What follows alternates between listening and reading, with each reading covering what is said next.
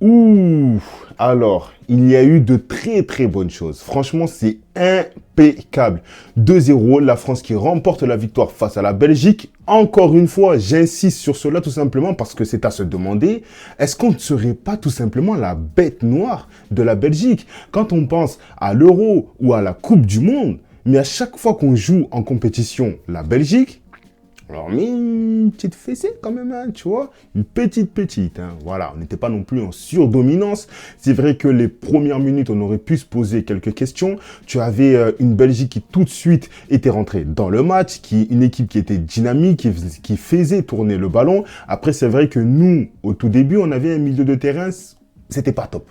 C'était pas top, mais c'était vraiment seulement les 10 premières minutes de ce match. Mais avant de continuer plus loin, salut à tous, j'espère que vous allez bien, c'est Mohamed des Good Coolers. Restez bien branchés jusqu'à la fin de la vidéo. N'hésitez pas à vous abonner, à liker et à lâcher un commentaire. Ça fait toujours plaisir. Alors, on va en revenir doucement. Une belle victoire des Bleus, comme je l'ai dit, totalement méritée à mon sens. Un match qui a su être géré, les joueurs qui sont montés en puissance petit à petit, des actions qui ont été multipliées, il y a eu des joueurs surprenants et très sincèrement, on aurait pu avoir des doutes. On aurait pu avoir des doutes tout simplement si on prend en compte la bouse ou l'échec qu'il y a eu face à l'Italie. Et à ce moment-là, moi personnellement, j'avais beaucoup de doutes quant à la composition qu'allait mettre Didier Deschamps. Et très franchement, il y a eu pas mal de surprises. Et pour une fois, je vais quand même féliciter Didier Deschamps pour ses choix osés, j'ai envie de dire. Mettre Guendouzi et Koné en titulaire, tu as du coup un milieu de terrain qui n'a pas du tout l'habitude de jouer ensemble. Tu fais sortir tes joueurs, je ne veux pas dire tes meilleurs joueurs, mais Griezmann, Kylian Mbappé, Barcola, aucun d'eux titulaire. Donc tu commences le match avec une attaque composée de Ousmane Dembélé, Marcus Thuram. Bon, on connaît tous à peu près le niveau de jeu de Marcus Thuram. Ça reste un bon joueur, mais qui peut poser problème parfois dans un collectif. Mais là, pour le coup, il a été plutôt bon et je m'exprimerai là-dessus un peu plus tard. Et du coup, à gauche, tu avais quand même aussi Randal Kolo Muani. Kolo Muani qui, ça fait quand même un petit moment qu'on n'a pas vu dans cette position d'ailier gauche. Et très franchement, il a géré son match. Il a géré son match et d'ailleurs, il est buteur. Ousmane Dembélé, passeur pour Randal Kolo Muani. Bon, en tout cas, ce que j'ai vu, c'est que ça a été compté comme une passe décisive. Mais c'est vrai que ça a été un tir un peu foiré de la part de Dembélé qui a ensuite été contré et Kolo Muani qui s'est géré tout simplement sur son but. Ça fait plaisir pour Kolo Muani tout simplement parce que il va reprendre confiance, il reprend confiance petit à petit. Avec Paris, il n'enchaîne pas les matchs, mais il enchaîne quand même quelques buts. Donc voilà, tu sens qu'il y a un joueur qui est en train de progresser. Il n'est pas en concurrence avec Barcola, parce que je pense que s'il y en a un des deux que tu dois mettre titulaire, c'est Bradley Barcola. Mais parfois, il faut savoir avoir plusieurs joueurs sous le coude pour pouvoir interpréter tes matchs différemment. Et là, ça a été le cas aujourd'hui. D'ailleurs, j'ai quand même été surpris que Barcola ne soit pas titulaire, on va pas se mentir. Mais franchement, bon match de la part de Kolo Muani. Et comme je l'ai dit plus tôt, parce qu'on a commencé avec un milieu composé de N'Golo Kanté, Koné et Guendouzi. Guendouzi qu'on a clairement pas l'habitude de voir titulaire. C'est un bon joueur, ça reste un bon joueur, mais c'est vrai que voilà, si tu as un Tchouaméni, si tu as un Eduardo Camavinga, tout ça, il fait pas partie des titulaires. Mais pareil, lui aussi, il est monté en puissance parce que lui et Koné, les 10 premières minutes du match, ils ont eu clairement du mal à rentrer dedans. Peut-être que c'était une pression psychologique due au fait qu'ils ne sont pas souvent titulaires. Mais après, ils se sont gérés, ils ont même participé au jeu. Et à la fin, tu as quand même eu un milieu de terrain qui a tourné. Ils ont réussi à se chercher, ils se sont créés des automatismes. Et très franchement, on peut aussi noter l'apport de Marcus Thuram. Marcus Thuram qui, parfois, tu avais l'impression qu'il faisait clairement partie de ce milieu de terrain. Il était là un peu en retrait, il a un bon jeu au pied, il sait remiser les ballons. Et du coup, tu avais une certaine dynamique qui tournait entre ces joueurs. Et franchement, ça faisait plaisir à voir. Donc, au fil du temps, tu as une équipe qui progresse, qui multiplie les actions, un Dembélé qui devient de plus en plus percutant, qui devient de plus en plus dribbleur, un N'Golo Kanté qui lui aussi s'avance de plus en plus, qui devient un MOC petit à petit, mais qui arrive à alterner avec Jules Koundé. Et d'ailleurs, j'ai beaucoup apprécié, moi, cette situation où ces combinaisons que tu avais souvent entre Jules Koundé, Ousmane Dembélé et N'Golo Kanté. Quand Ousmane Dembélé recevait la balle, tu avais Jules Koundé qui pouvait déborder, Kanté qui reculait derrière, qui se mettait en tant que latéral droit pour couvrir les déplacements de N'Golo Kanté. Et quand Kanté, à l'inverse, lui avançait et combinait avec Ousmane Dembélé, tu avais Koundé qui rentrait doucement derrière Kanté pour couvrir pareil les espaces. Donc en fait, tu avais un système de jeu qui était cohérent sur la droite. Et après les combinaisons qu'il y a eu avec Guendouzi et Koné, tu as un Koné d'ailleurs, j'ai beaucoup apprécié son jeu qui est de se projeter. Il a quand même commis pas mal d'erreurs, mais j'ai bien apprécié sa créativité et tout simplement son audace. Il faut noter l'audace de ce genre de joueur. Tu passes donc d'une équipe qui était quand même totalement dominé lors des premières minutes de ce match, mais qui a su se remobiliser, se redynamiser et a su trouver une certaine cohérence tactique du jeu. D'ailleurs, on le voyait bien sur l'expression faciale de Didier Deschamps, que c'était clairement pas ce qu'il voulait. Mais ensuite, ça allait beaucoup mieux. Ça allait beaucoup mieux, tout simplement parce que le milieu de terrain s'est géré. Et ensuite, la défense, Saliba ou Upamecano, il y a eu quand même pas mal d'erreurs. Il y a eu pas mal d'erreurs. Maintenant, voilà, tu avais les milieux qui étaient là en renfort. Le duel Koundé et Doku, fort intéressant. Fort intéressant. Franchement, Koundé qui...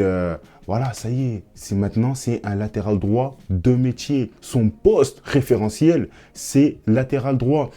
Pour ceux qui connaissent Jérémy Doku, on sait tous que ce n'est pas un adversaire facile. C'est un adversaire qui multiplie les situations à risque. C'est un adversaire qui va être offensif tout le temps, qui va essayer de faire la différence sur son côté. Et tu as un Jules Koundé qui a tenu bon. Il a tenu bon grâce à des retours défensifs de Dembélé, grâce à des retours défensifs de N'Golo Kanté, grâce à un Upamecano qui éventuellement pouvait le couvrir. Mais le gros du travail a été fait par Jules Koundé. Jules Koundé qui est en constante progression dans ce poste de latéral droit, qui est reconduit de plus en plus souvent. Et je le trouve très intéressant, tout simplement. Par contre, à l'inverse, j'ai trouvé qu'on avait un Lucas Digne qui a eu du mal. Après, voilà, j'ai quand même l'habitude de le dire. C'est vrai que ce ne sont pas des joueurs qui sont souvent reconduits.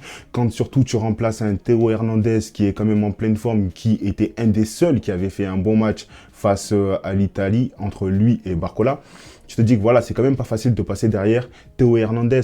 Maintenant, Digne, je ne suis pas en train de dire qu'il a été dégueulasse. Voilà, on va pas abuser non plus. Mais c'était clairement pas...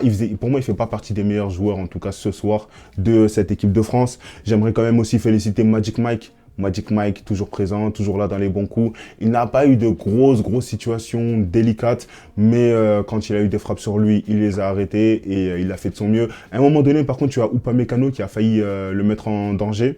Moi, ce que j'ai beaucoup apprécié, c'est qu'il a eu une prise de décision rapide. La balle qu'il allait recevoir était clairement mauvaise, pas assez appuyée. Il la sort en touche. Il la botte en touche. Il ne prend pas de risque. Il n'essaye pas de dribbler un joueur. Certains vont me dire que c'est normal, mais dans cette situation, tu en as beaucoup qui essayent de feinter le joueur. Et moi, j'ai apprécié sa prise de décision qui a été extrêmement rapide. Donc, félicitations à lui. Et j'ai pas parlé du deuxième but. Mais la menace de Ousmane Dembélé. Waouh. Déjà, le petit pont sur Doku qui fait très plaisir, évidemment. Mais waouh, Dembélé dans ce match, il a été énorme. Mais je vais vous dire un truc. Vous savez, le problème avec Ousmane Dembélé, c'est qu'avec lui, c'est tout ou rien. Et là, ce soir, on a eu droit à la meilleure version de Ousmane Dembélé. Le Ousmane Dembélé percutant. Le Ousmane Dembélé dribbleur. Le Ousmane Dembélé qui crée du danger par ses déplacements, par ses appels et qui ouvre l'espace par ses passes, qui casse les lignes par le dribble et par sa vitesse. Il est incroyable ce Ousmane Dembélé. Et c'est ce Ousmane Dembélé là que tout le monde aimerait voir plus souvent, mais malheureusement ce n'est pas un joueur régulier. Donc ce soir c'était tout, mais il ne faut pas oublier que le match d'avant, face à l'Italie, c'était rien. C'était rien. Donc voilà, espérer avoir un Dembélé de ce niveau-là à chaque fois, c'est quelque chose de très compliqué. Par contre, quand il est à ce niveau-là, il faut quand même savoir le féliciter. Bon, moi, je reste quand même rancunier par rapport à lui. Il a quitté le Barça. Ah, voilà. Bon, voilà, c'était une petite figure de rappel. Mais non, très franchement, très bon match de Ousmane Dembélé.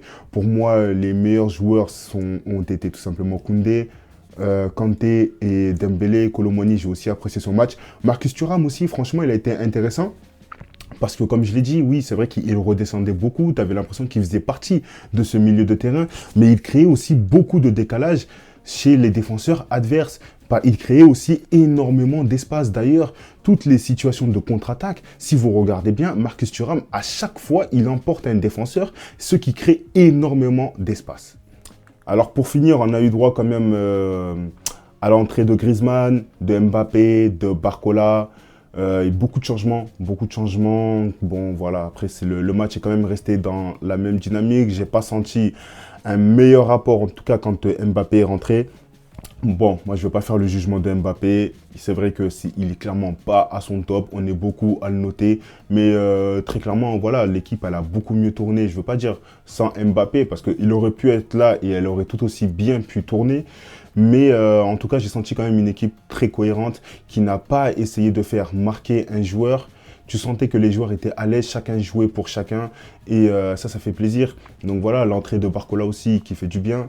Maintenant, il va falloir trouver quelque chose de plus cohérent avec Mbappé, avec Barcola, parce qu'on sait très bien que l'équipe type, l'équipe titulaire, ça ne va pas être ça. Maintenant, moi, j'espère que Didier Deschamps va fonctionner, en tout cas, à la méritocratie, parce que c'est ce qu'il y a de plus important à faire.